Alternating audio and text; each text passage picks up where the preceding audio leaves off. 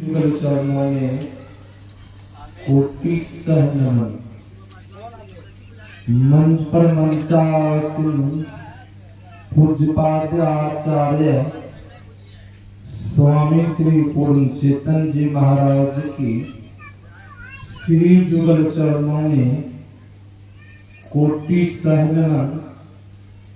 मंच पर मंचासीन पूज्य स्वामी विनय सागर जी महाराज की श्री जुगल चरणों में कोटि सह नमन। मंच पर मंचासीन भरत बाबा इस सत्संग में पधारे हुए माताओं एवं बहनों, इस मठ के मठाधीश साहब जी, सबों को मेरा कोटि कोटि नमन है। ये जो कबीर मठ में संत मत सत्संग का आयोजन रखा गया है, इस सत्संग के आयोजक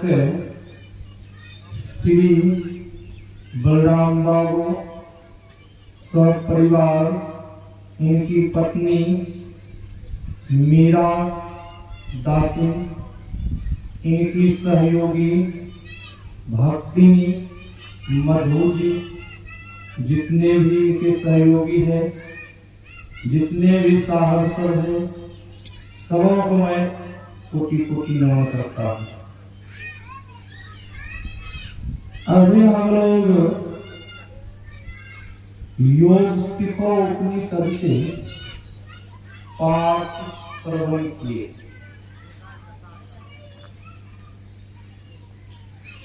प्राचीन के ऋषि मुनि के द्वारा एक ग्रंथ का उपनिषद बना। वही ऋषि मुनि कह रहे हैं,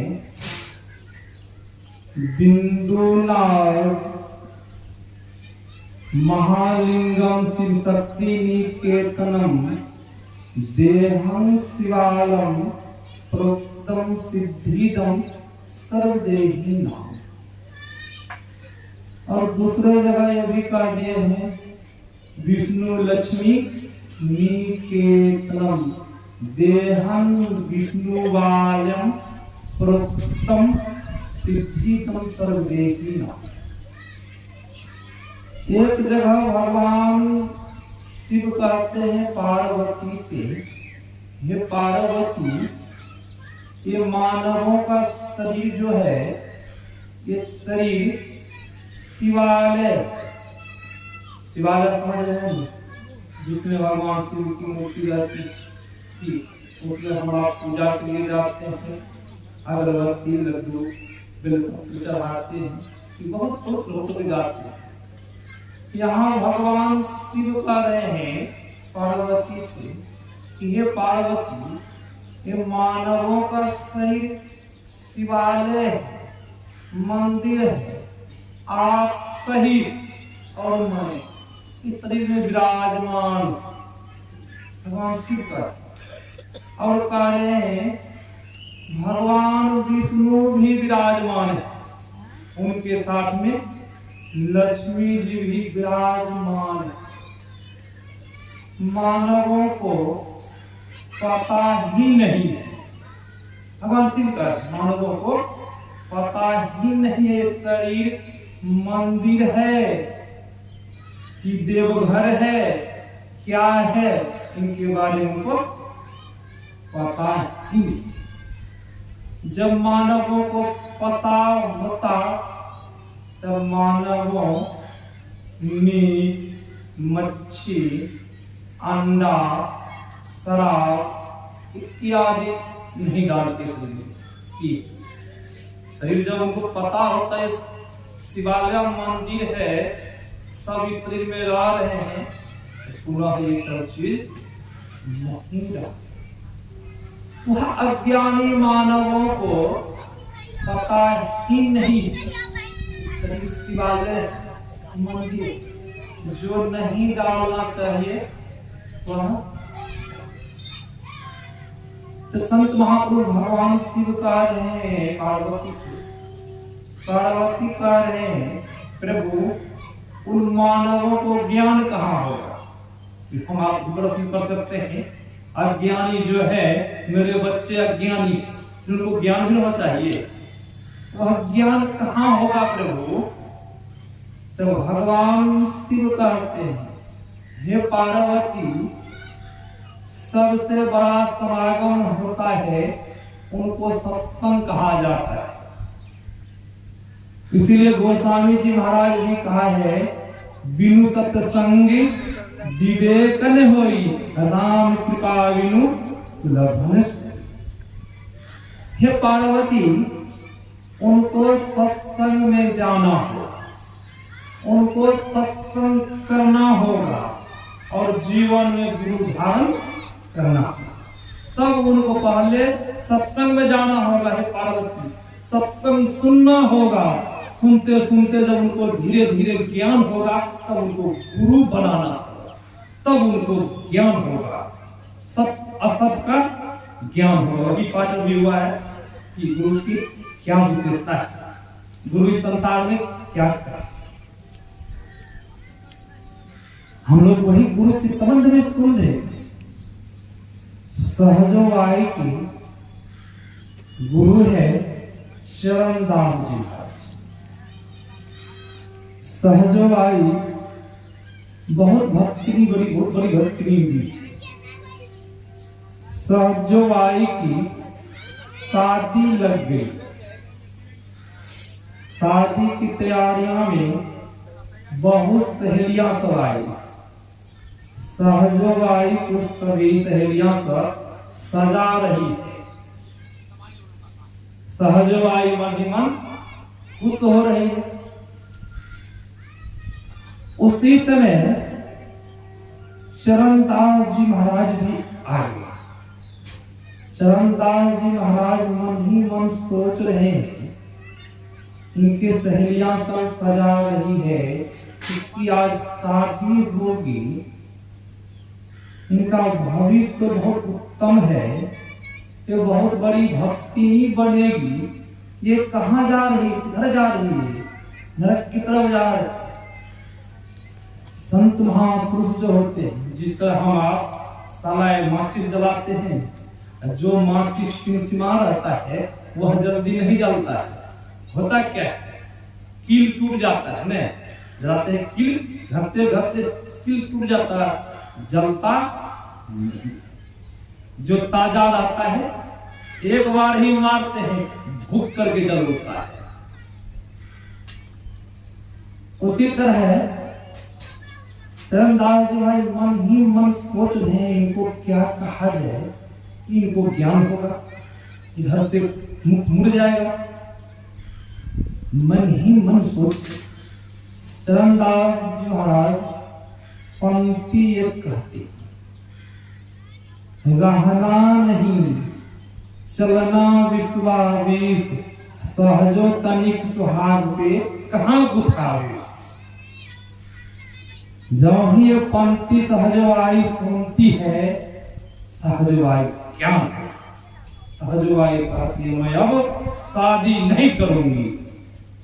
आज संतों के वाणी जरा सा एक पंक्ति सुनी, कहते हैं मैं अब शादी नहीं करूंगी, नहीं ही शादी। संत महापुरुष जो होते वो मानवों को चेताने के संसार में, मानवों को ज्ञान देने के लिए संसार में आते। अभी हम आप पाठ में सुनिए, जो गुरु है वही इष्ट है, जो इष्ट है वही गुरु। जो कोई इसमें अंतर मानते हैं, बहुत तो अंतर मानने वाले, गुरु महाराज जी के समकालीन में एक महात्मा जी थे, सन्यासी महात्मा जी थे। जिस तरह हम आप नवरात्रि व्रत करते हैं, तो महात्मा जी भी नवरात्रि व्रत करते हैं। सन्यासी महात्मा थे, उनके यहाँ एक सत्संगी प्रचारक आए, उनसे कहते हैं चलिए ना हम भागलपुर गुरु महाराज जी को दर्शन करने के लिए जा रहे हैं, महाराज आप भी चलिए। तो महात्मा जी कहते हैं मैं नवरात्रि व्रत कर रहा, नवरात्रि व्रत जब खत्म होगा तब पुनः मैं चलूंगा दर्शन। उन प्रचारक को बड़ा आश्चर्य हुआ। तो प्रचारक कहता महाराज आप नवरात्रि व्रत भी करते हैं, काली दुर्गा के पूजन भी करते हैं। तो उन्होंने कहा, महात्मा जी ने कहा काली मैं दुर्गा मैं तो दुर्गा मैं है, महर्षि जी महर्षि जी। सत्संगी को बड़ा प्रचारक को आश्चर्य हुआ। और प्रचारक चले गए गुरु महाराज जी के दर्शन करने। जब नवरात्रि खत्म हुआ तब पुनः महात्मा जी भी उपाघात गुरु महाराज जी के दर्शन के लिए। गुरु महाराज जी पूछ देते हैं कौन, तो महात्मा जी अपना नाम बताते। तो गुरु महाराज जी कहते हैं महर्षि जी तो महर्षि जी है, दुर्गा मैं काली मैं तो काली मैं। बड़ा उनको महात्मा जी को बहुत डरानी हुई, चरण पर गिर गए। कहते महाराज हमसे बहुत बड़ी गलती हुई, भूल हो गई बोलने में, इस तरह मुझे नहीं बोलना चाहिए। गुरु जो होते हैं दया के कागर होते हैं, सहनशील होते हैं, और गुरु महाराज उनके सिर पकड़ते क्षमा कर देते हैं। दुनिया के संसार की कोई प्राणी क्षमा करने वाले नहीं, क्षमा कर भी देंगे फिर भी उनके मन में कुछ न कुछ खेद बच ही जाएगा। जो गुरु होते हैं उनके साथ अनहित भी करते हैं फिर भी वह क्षमा कर। ठीक उसी तरह जो कोई अंतर मानते हैं गुरु और है ईश्वर और है, तो वह शिष्य कभी सुन रहे थे वह कभी ज्ञान नहीं प्राप्त कर पाता है। क्यों नहीं ज्ञान प्राप्त कर पाता है? उनको संसार परमात्मा के ज्ञान कभी नहीं हो सकता। वह अंतर मानता है, ईश्वर और है परमात्मा और, अंतर नहीं मानना चाहिए। संत मत सत्संग कहने का मतलब संत जितने भी संत हुए, कबीर सूर नानक तुलसी जितने भी संत हुए हैं, जो चले भी गए संसार, सबों का विचार गुरु महाराज जी संग्रह किए। इस पुस्तक का नाम सत्संग योग पुस्तक है। एक बार की बात है, बहुत बड़े विद्वान विनोबा भावे कुप्पा घाट आश्रम आ गए। गुरु महाराज जी के बारे में पूछे सेवकों से। सेवकों ने कहा गुरु महाराज जी बाहर गए हुए हैं, अधिवेशन में गए हैं। सेवकों ने उनका बहुत आदर सत्कार किया और जाने जब लगे विनोबा भावे, तो सेवकों ने भेंट में सत्संग योग पुस्तक उनको दी। तो विनोबा भावे कहते हैं मेरे यहाँ बहुत पुस्तकें टोकरी में पड़ी हुई। सेवकों ने कहा ये भी पुस्तक ले जाइए, ये भी टोकरी में पड़ी रहेगी। विनोबा भावे पुस्तक सत्संग योग पुस्तक को ले गए और जब अपने घर पहुंचते हैं रात में पुस्तक को उल्टा के देखते, सत्संग योग पुस्तक को उल्टा के देखते हैं, सुनते हैं सारी रात पुस्तक पढ़ते रह गए। भूख प्यास भी मिट गई, कई दिन तक पुस्तक पढ़ते रहे। उनके सगे संबंधी जिस तरह भी भक्ति निराई के आप सहयोगी हैं, इसी तरह उनके सहयोगी मित्र सब वह कृपा घर आश्रम गुरु महाराज जी के पास पहुंच गए। और गुरु महाराज जी से कहते हैं आप कौन सा पुस्तक दिए हैं विनोबा भावे को? तो दिन रात पुस्तक क्यों पढ़ते रहते हैं, खाना यहाँ तक कि खाना पीना छोड़ दिए।